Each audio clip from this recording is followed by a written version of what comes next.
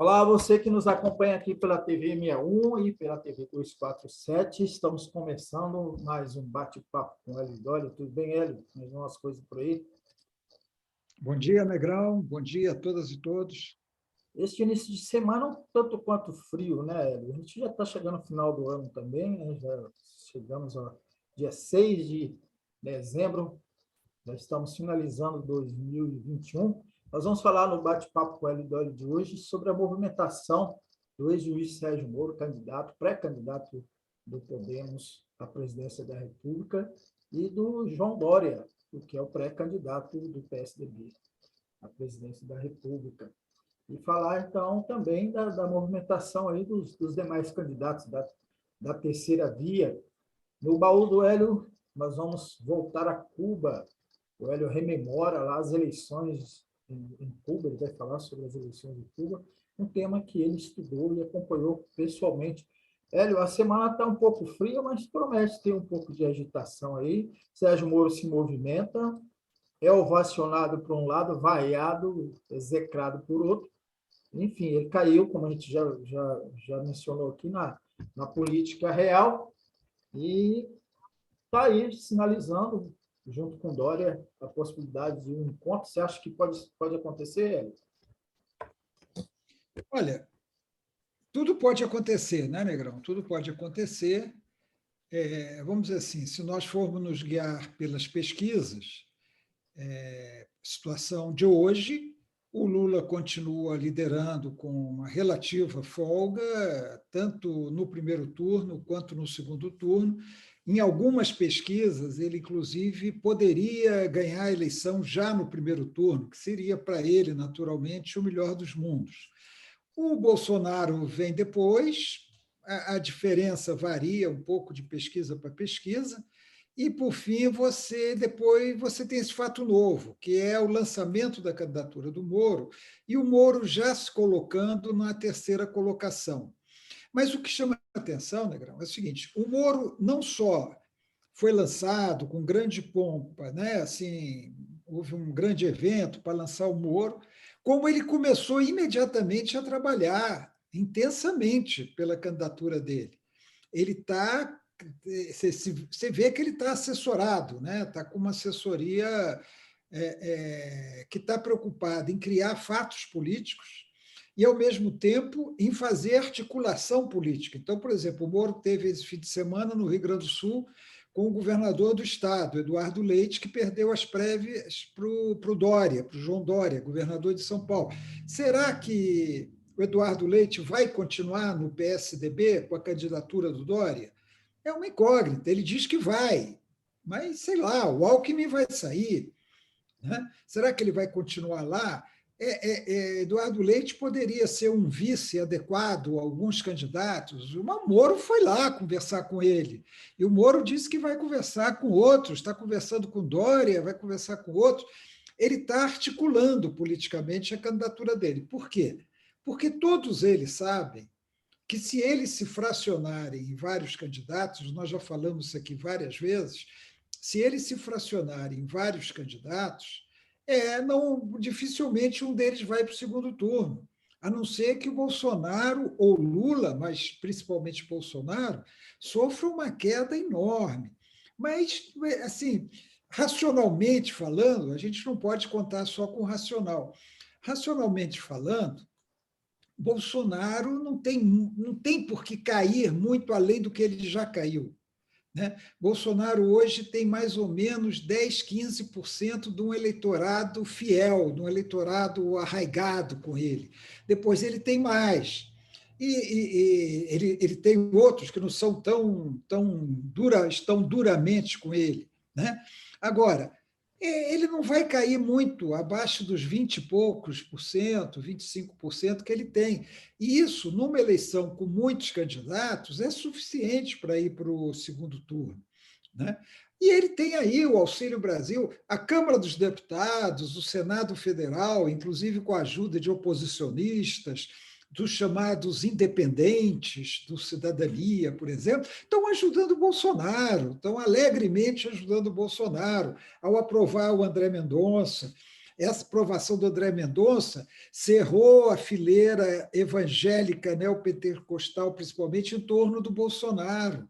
Foi uma vitória para eles e foi uma vitória para o Bolsonaro. Basta ver os gritinhos da Michelle, que agora já tem uma explicação, é o Espírito Santo, o fiel consegue se comunicar com o Espírito Santo numa língua desconhecida por nós, essas coisas, né? Tem isso. Então, foi uma vitória dos evangélicos que atribui essa vitória a Bolsonaro, por ter indicado André Mendonça e ter conseguido aprovar André Mendonça. Os idiotas dos senadores que votaram a favor do André Mendonça, sendo de oposição, inclusive do PT, e sendo independentes, estão ajudando o Bolsonaro. Estão ajudando o Bolsonaro. A aprovação da PEC dos precatórios, com os votos do PT, ajuda Bolsonaro. E poderia haver o auxílio para os mais pobres sem a PEC dos precatórios, que agora, Negrão, vai ser votada na Câmara. Né? É uma das poucas coisas, vamos dizer, com um pouco de emoção que acontece na política essa semana, em outras áreas, naturalmente. Né? A votação em segundo turno, né, Hélio? Claro. Então, você vê, a direita, eu já fiz a minha qualificação aqui, podem discordar à vontade, nós temos um candidato fascista, Jair Bolsonaro. Nós temos um candidato de extrema-direita com forte conteúdo fascista, Sérgio Moro. E nós temos a centro-direita, onde estão os outros nomes colocados até agora, João Dória, Rodrigo Pacheco, Henrique Mandetta, Simone Tebet e sei lá mais quem. Nós temos um candidato que circula ali entre a centro-esquerda e a centro-direita, que é o Ciro Gomes, do PDT. E nós temos um candidato também de centro-esquerda, com apoio da esquerda, que é o Lula. Por enquanto, é isso que nós temos. Né? Então, você vê, o campo da esquerda está mais unificado, possibilitando a ida do Lula para o segundo turno. Por quê? Porque Ciro Gomes não conseguiu ainda, não estou dizendo que ele possa não conseguir, eu acho muito difícil, Ciro Gomes não conseguiu se destacar nesse bloco. Ele era o terceiro, enquanto o Moro não vinha. Agora, ou a direita se une, e aí, se ela quiser fazer concessões a uma extrema-direita, ela pode se unir com o Moro, ou ela vai entrar fracionada no segundo turno e terá muita dificuldade, no primeiro turno, desculpe, e terá muita dificuldade para ir para o segundo turno. Então, essa é a grande questão deles. O Moro já entendeu isso perfeitamente e está tentando aglutinar a direita em torno dele, colocando a polarização Lula e Bolsonaro. Ora, Negrão, polarização houve em toda a eleição no Brasil até hoje. No primeiro e no segundo turno, você fala assim, na eleição de 89 tinha 20 candidatos, qual era a polarização? Não tinha polarização? Tinha Brizola e Lula de um lado e tinha os outros do outro, inclusive o Mário Covas, que começou do lado Brizola e Lula, se transferiu para o lado da direita durante a eleição, falando no tal choque do capitalismo. Por quê? Porque ele queria ser o candidato no segundo turno contra Lula ou Brizola. E o Lula ganhou do Brizola ali por pouquinho para ir para o segundo turno. Quase é o Brizola que vai para o segundo turno. Então, havia polarização também em 89. Polarização esquerda-direita sempre existiu. E é essa polarização que existe hoje. Não é uma polarização Lula e Bolsonaro. É uma polarização esquerda e direita. A polarização correta deveria ser democratas contra fascista. Aí sim, aí seria uma polarização legal. Os democratas de um lado, não estou dizendo que tinha que ter um candidato só, não, mas uma polarização, democratas de um lado, fascista de outro. Então, esquerda e direita, é natural que haja isso. Não, exatamente, eu tô inclusive rindo aqui, já que esse é um bate-papo, e ele também tem os momentos nossos de descontração, você vive me cobrando, você tem que me perguntar. E alguns espectadores também falam, você deixa ele ficar falando, mas quando eu entro para perguntar, você já fala o que eu já perguntar. Justamente isso, né? Porque existe essa confusão da polarização e se personaliza muito a polarização, né? Então, polariza em nomes, né? Mas, na verdade, a polarização é ideológica, é política ideológica, é de campos, né? De defesa de ideias, né? E isso pode ter um ou mais, ou até dois ou mais nomes dentro dessa polarização. Então, você já mencionou, mas se você quiser aprofundar mais um pouco. Não, é isso mesmo, Negão. Infelizmente, no Brasil, os partidos políticos não têm programas claros, estabelecidos. Eles têm arremedos de programa, muito genéricos. Se você pegar, eu me lembro que no tempo da ditadura a gente falava, se pegar o programa da Arena e do MDB, talvez o programa da Arena pareça a um leitor desavisado mais progressista do que o programa do MDB, porque são generalidades, é uma coisa geral. Os partidos tinham que ter um programa dizendo exatamente o que pretendem fazer no país, não no próximo 4 anos apenas, mas como visão de futuro. Mas não tem, não tem, isso faz falta. Agora, a gente já sabe o que mais ou menos cada partido defende. Você sabe o que o PT defende, você sabe o que os partidos à direita defendem, o que o PDT defende. Então, você tem essa ideia. A polarização é essa, entre um projeto à esquerda, com mais justiça social, com redução de desigualdade, com defesa maior da soberania nacional, uma política externa independente, defendendo as riquezas nacionais, defendendo as empresas públicas nacionais como fator de soberania. Do outro lado, você tem a direita, menos preocupada com a justiça social, preocupada com o conservadorismo nos costumes e manter aquelas posturas retrógradas do século passado e até do século XIX em relação a algumas coisas. Muito e tendente à dependência aos Estados Unidos, aos norte-americanos, preocupado com o mercado, preocupada com a bolsa, preocupada com se os ricos estão tendo seus lucros, seus dividendos. Essa é a diferença básica, né? A diferença básica entre esquerda e direita. Há pontos de contato entre uma centro-esquerda e uma centro-direita, é natural que haja. Acho um erro da esquerda negar a necessidade do equilíbrio fiscal. O equilíbrio fiscal todos têm que ter. Agora, a questão é como se faz o equilíbrio fiscal. Se é em detrimento dos mais ricos ou se é em detrimento dos mais pobres. A esquerda pode fazer propostas de equilíbrio fiscal em detrimento dos mais ricos, beneficiando os mais pobres. A direita quer fazer um ajuste, como eles falam, fiscal, beneficiando, mantendo o poder dos ricos, mantendo o econômico dos ricos e prejudicando os pobres, os trabalhadores. Exemplo disso é a reforma trabalhista, que já houve e que estão tentando fazer outra, para precarizar o trabalho, para diminuir o direito dos trabalhadores. Isso é uma postura direita, não é postura esquerda. Então, essa é a polarização real, né? Agora, Bolsonaro, como fascista, exige que todos os que defendem a democracia, e eu falo dessa democracia, que alguns chamam de democracia burguesa, democracia liberal, democracia ocidental, que é a que nós temos agora e que dificilmente conseguiremos avançar no sentido de uma outra, mais perfeita, perfeita não, mas melhor do que essa. Então, os que defendem a democracia, sim, tem que polarizar com o Bolsonaro. Todos têm que polarizar com o Bolsonaro. Não é polarização Lula e Bolsonaro, é polarização dos democratas com Bolsonaro. Exatamente, Hélio. Nós vamos ter que avançar um pouquinho, já vamos entrar no baú, até porque você tem um compromisso logo agora a pouco. Mas antes disso, Hélio, eu queria fazer um registro aqui. Eu estive no mercado central do Núcleo Bandeirantes, e depois andei por lá. Olha, estavam varrendo, assim, cabo eleitoral, o nome disso é cabo eleitoral, entregando um calendário enorme, né? E um folder da senhora Flávia Arruda. Você viu isso, Hélio?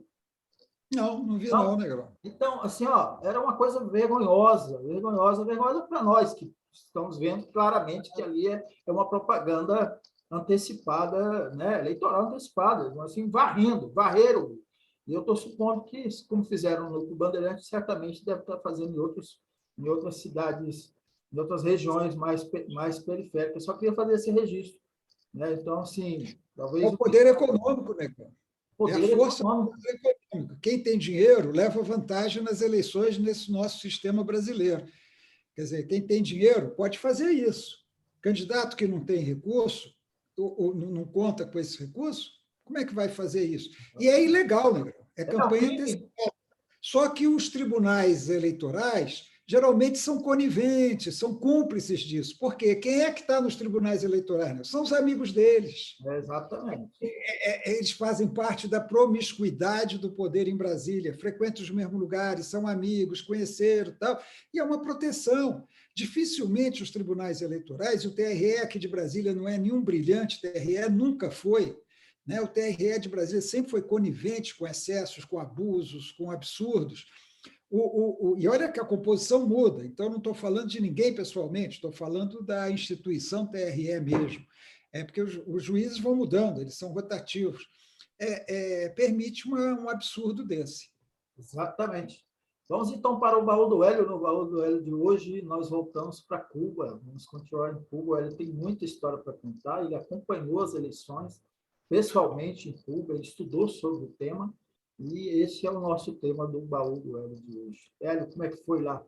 Só fala que não tem democracia em Cuba, né, Hélio? Você comprovou, você foi testemunho ocular da história, para usar O conceito de democracia é amplo, né, Negrão? E depende da perspectiva ideológica que você tem. Exatamente. Um fato como esse que você citou agora não existiria em Cuba de maneira alguma. Por quê? Porque o poder econômico lá não tem influência nenhuma, é zero na eleição. Aí vão falar, mas o poder político tem, o governo tem. Então, vamos falar melhor dessa eleição, porque aqui no Brasil você tem influência do poder político e do poder econômico. Né? Então, bom, lá tem do poder político, então está ganhando de 2-1. Tá? Lá não tem influência de poder econômico na eleição.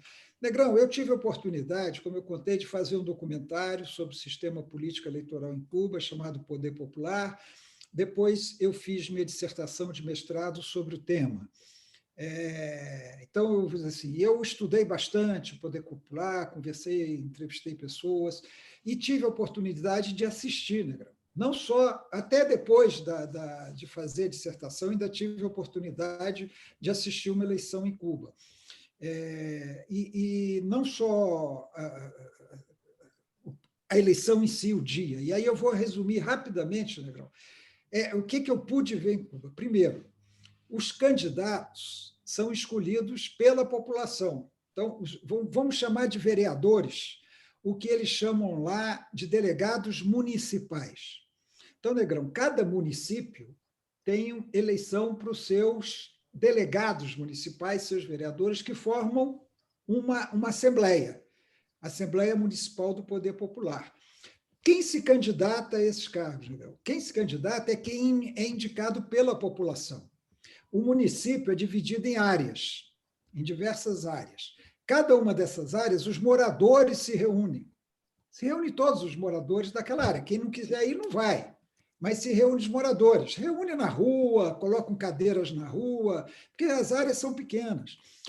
Ou então, numa escola, num auditório disponível, reúne os moradores e ali eles indicam. Eu indico que o fulano de tal seja candidato. O outro fala, eu sugiro fulano de tal, eu quero fulano de tal. E não tem partido. Porque o único partido de Cuba, e as pessoas confundem muito isso, é o Partido Comunista de Cuba, que não é igual aos partidos de nossa democracia.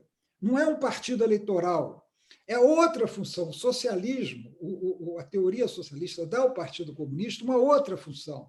É uma função de órgão dirigente da sociedade. Hélio, pode ter candidato avulso, candidato sem partido? Não, só tem avulso. Só tem avulso, porque o Partido Comunista... Não, o Partido Comunista não disputa a eleição como partido. O partido não indica candidato. Você pode ter um militante do Partido Comunista indicado como candidato. Você pode ter, vamos supor, Negrão, você reúne, vamos falar por bairros, você reúne os moradores de um bairro X. Aqueles moradores indicam quem eles querem como candidatos. Se o cara é filiado, militante do Partido Comunista, ele pode ser indicado. Se ele não for, ele também pode não ser indicado, porque não existem outros partidos. Entendeu? Não tem partido. Então, é uma eleição, não é uma eleição de partido único, como se fala os profundos analistas brasileiros. É uma eleição sem partido. É uma eleição sem partido. É um outro sistema, é outra coisa. Não adianta ficar querendo comparar com o brasileiro. Então, o que acontece? você indica os candidatos e a população daquela área do município vota. Eu voto fulano, eu voto fulano, voto aberto. Eu voto fulano, eu voto fulano. Cada um faz a defesa do candidato. Não é o candidato que faz sua defesa, Negrão. Porque em Cuba, o cara, se eu sou bom, eu sou melhor, isso é negativo na sociedade. Você não pode se autoexaltar, como fazem os nossos candidatos aqui, entendeu? Alguém, se eu quero que você seja candidato, vai pegar muito mal para você subir lá no microfone e falar: eu quero ser candidato porque eu sou melhor do que todo mundo, tal. Você vai ser derrotado na votação se fizer isso. Eu tenho que te elogiar. Eu tenho que dizer: olha, o Negrão é um cara legal, o cara contribuiu assim, assim, ele fez isso, o trabalho dele é esse, sempre contribuiu com a comunidade. Teve uma época que um dado importante era: lutou em Angola, foi para Angola, lutou contra o apartheid, a África do Sul. Esse era o dado importante, sabe, Negrão, do currículo das pessoas, era ter lutado em Angola, ou ter ido como médico, ou como enfermeiro, ou como professor para uma missão internacionalista, são dados importantes em Cuba. E aí a população vota, Negrão, e escolhe. O candidato dessa área é fulano de tal. É o candidato daquela região, daquela área. E aí, cada área do município faz a mesma coisa, e você tem os candidatos que vão disputar a eleição. E aí, no dia, os eleitores do município, eles escolhem a Assembleia Municipal. Então, esse é o primeiro passo, entendeu, Negrão? É um voto direto, é um voto secreto, e aí eu assisti a eleição, eu vou terminar hoje só falando da eleição, como eleição. Ah, tem fraude na eleição. Impossível, Negrão, ter fraude. É impossível. É impossível pelo Por seguinte. quê? Isso que eu ia Primeiro, perguntar. Impossível por quê? primeiro, o voto lá não é obrigatório. Vota quem quer. E, geralmente votam 90 e tanto por cento dos eleitores. Você viu que no Chile agora foram 41, não sei aonde foi 48 e tal. Lá não, lá vota quase 90% dos eleitores. Porque a eleição é um momento importante de você definir quem vai te representar nas assembleias municipais. Estou falando das assembleias municipais ainda, que seriam nossas câmaras de vereadores. Você vai no dia da eleição, você vai lá com o seu documento de identidade, tem as listas lá dos eleitores. Antes, as listas são publicadas e você pode olhar se seu nome está na lista ou não e providenciar que ele entre. E não tem campanha, Negrão. Não tem campanha eleitoral. Presume-se que os candidatos sejam pessoas conhecidas em suas regiões, em suas áreas, porque cada circunscrição eleitoral tem em torno de 500 pessoas. Então, se presume que eles são conhecidos. E eles podem andar, podem fazer. Agora, tudo que for fazer, tem que fazer os candidatos juntos. Você não pode marcar uma conversa com eleitores sozinho. Se você marcar uma conversa, é que nem debate aqui. Se você for marcar uma conversa com o eleitor, todos os candidatos têm que estar lá. E a propaganda, existem murais pela cidade em que são colocadas a foto do candidato e o currículo dele. O que ele fez de bom na vida. E é ali que o eleitor vai, olha quando não conhece e resolve quem ele vai votar. Não tem essa propaganda eleitoral, essa gastança de dinheiro. Por isso que o poder econômico, não tem poder econômico. O candidato pode até ter dinheiro para gastar, mas ele não pode gastar. E não gasta. Porque se ele gastar, primeiro ele vai ser denunciado pelo vizinho dele, vai lá, fulano tal está gastando dinheiro em eleição aqui. Isso é imoral. Não é só ilegal, é imoral gastar dinheiro para se eleger. Lá é imoral. Aí, bom, aí o eleitor vai lá na escola, onde tem a sessão eleitoral. Quando abre a sessão eleitoral, Negrão, já estou quase terminando. Quando abre a sessão eleitoral, a urna está lá, o voto é impresso. Cuba é uma cidade de um país de 11 milhões de habitantes. A urna está lá. Quem tiver lá na sala pode olhar a urna. Olha a urna vazia. Quem tiver lá é aberto. Todo mundo pode entrar. Ninguém é proibido de entrar. A urna vazia fechada e duas crianças ou adolescentes montam guarda à urna durante todo o dia, se revezando. Tem sempre 2 estudantes guarda a urna, que é uma questão simbólica. A urna não é protegida pela polícia, pelo exército, por qualquer coisa assim, é protegida por 2 estudantes. Nunca teve conflito, nunca teve problema. Você chega lá, entra na cabine, preenche a cédula com o nome, marca o X no quem que você quer votar, coloca na urna, igual era aqui antigamente, coloca na urna. Quando acaba a eleição, imediatamente a urna é aberta, na presença de quem estiver lá. Quem estiver lá, a urna é aberta e os votos são contados ali, na mesma hora. Acabou a eleição às 6 horas da tarde, às 6h05 começa a contagem dos votos. Às 6h20, 6h30, terminou a contagem do voto. O mapa é preenchido e todos lá podem olhar o mapa, que então é enviado à central eleitoral. Mas ali você já sabe quem vai ser eleito. Então não tem fraude, Negrão. E esse negócio de não ter fraude, depois, mais na frente, você vai ver que tem um significado também por uma questão que eu vou colocar sobre que as eleições, na verdade, elas acabam sendo uma pesquisa sofisticada de quem apoia e quem não apoia o regime. Mas isso eu vou falar em outro dia, Negrão, porque nós já estamos chegando no nosso tempo aqui.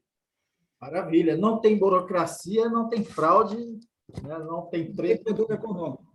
Aí, Negrão, olha, eu assisti às assembleias de indicação de candidato, já estive em eleição, assisti a eleição, já tive em local de votação, só para dizer assim, não é um mero estudo teórico, eu já participei pessoalmente, agora tem muita coisa além que eu vou deixar para falar na outra, tá, Negrão? Muito bom. Vamos ter mais um tema, eleições em Cuba, no próximo Baú do L. Então, a gente encerra aqui o nosso primeiro bate-papo com o Hélio da semana. Agradeço a você, Hélio. Agradeço a você que nos acompanhou. Não se esqueça aí de se inscrever aqui na TV 61, dar o joia, compartilhar, sininho, todos esses procedimentos. E você que está nos assistindo pela TV 247, faça o mesmo aí na TV 247. Grande abraço para todo mundo. Até quarta-feira.